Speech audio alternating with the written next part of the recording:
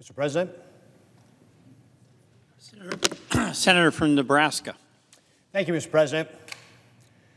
One of the federal government's primary responsibilities, mentioned in the preamble of the Constitution, no less, is to keep Americans safe. Right now, the world is a very dangerous place. Russia has launched an unprovoked war on Ukraine.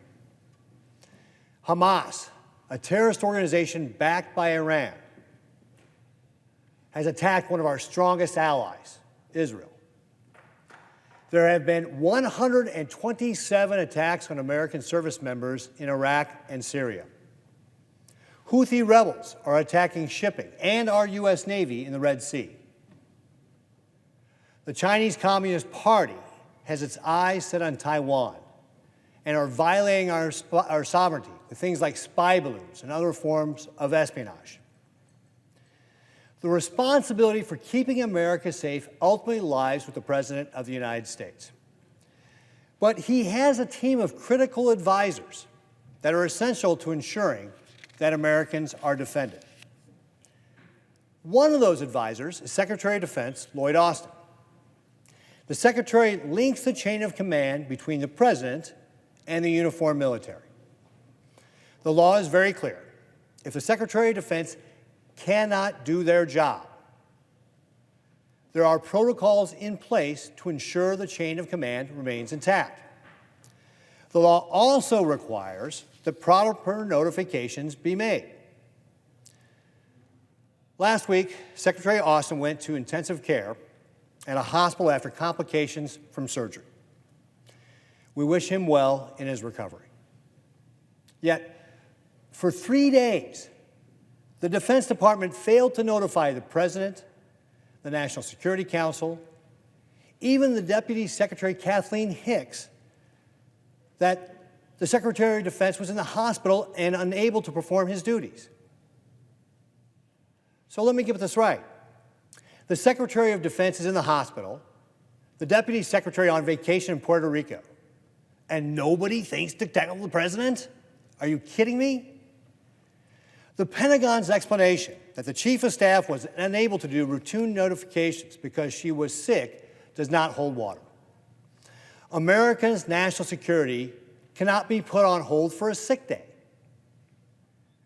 During Austin's secret hospitalization, the U.S. military launched a drone strike on Baghdad, returned fire against Houthi rebels, and was considering other military action in the Middle East. Given the potential implications of these actions, it goes without saying that we needed our Secretary of Defense at the helm. Now, I'm glad the Secretary's condition is improving. I know all of us want to wish him a speedy recovery from the infection and in his fight against prostate cancer. But the fact that the Department did not inform Congress or the President in contradiction to the law is unacceptable and put Americans at risk. This shocking lack of transparency was more than just bad judgment. It was utter incompetence. But this is quickly becoming a feature, not a bug, of the Biden administration and how they run government.